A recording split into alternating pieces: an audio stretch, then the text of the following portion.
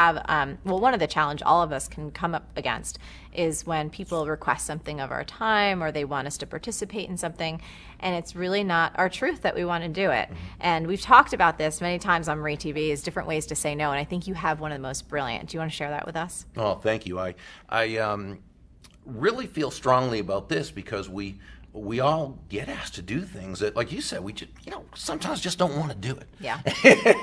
And, adversaries and allies is not about being self-sacrificial. It's not about being a doormat. It's being able to attain satisfaction, to be able to get the results you want, helping everyone feel good about themselves. And we need to be able to say no sometimes, but we need to do it in a way that's respectful, kind, tactful.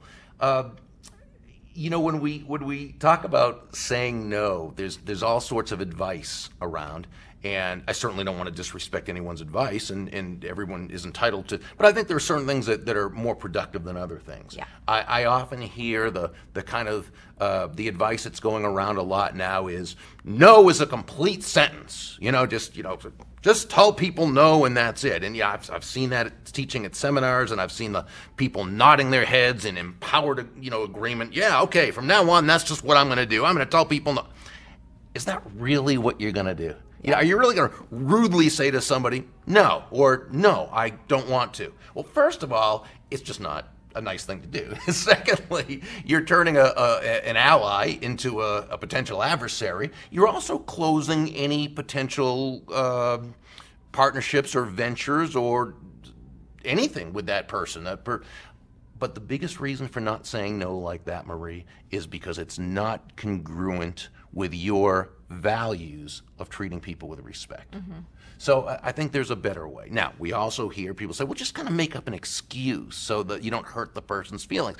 So the person asks you to serve on a committee that you just don't want to serve on. So you say, oh, well, I would, but I just don't have time right now. Well, there's a couple problems with that. One, it's sort of a fib, because it's not that you don't have time, it's that you don't have the desire to do it. You don't value doing the thing as much as you value not doing the thing. Okay, yeah. So really, it's not that you don't have time. The other challenge is that this person's probably heard others say, I don't have time, so they have a response to it. So when they very compellingly explain why time is not an issue, now you either have to come clean and say, well, it's not that I don't really have time, it's that I really just don't want to do it. So you've had to admit that you fibbed, they don't respect you, you feel kind of, technical term here, yucky, and so forth. But then, or the other option is, in order to save face, what do? You take the gig, you do the thing you don't want to do, and there's really nothing good about that either. So there's a way we can say no that respects the other person and honors our own boundaries and so forth. And it's simply like this. Again, let's take the example of a committee that you're asked to serve on. And again, it's not an outlandish question. It's just not something you want to do. So you simply say to that person, thank you so much for asking. While it's not something I'd like to do, please know how honored I am to be asked.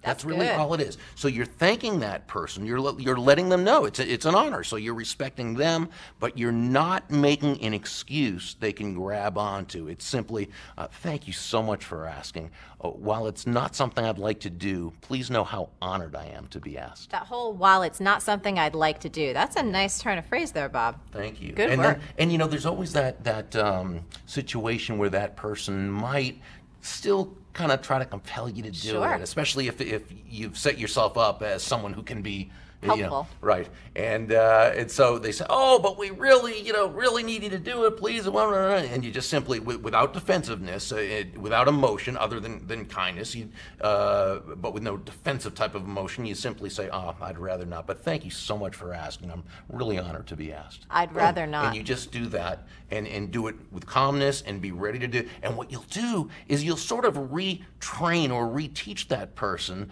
that they can always ask you. There's nothing wrong with asking you. But when you say no, and that's it. Yeah, that's a good one. That's a really, really good one. And I think for many of us, when you feel put on the spot about something and you don't have a go-to phrase that feels good from the inside out and that really respects the other person, that's where we can get into trouble. So that's awesome. And also remember, rehearse that. So don't wait until it happens. rehearse it, see yourself doing that. And your words might be a bit different than mine. Sure. You might say it's not something I choose to do instead of, or what have you. Yeah. But rehearse how you're going to do it, so when it happens, you're ready. Yeah, it's ready to roll off the tongue. So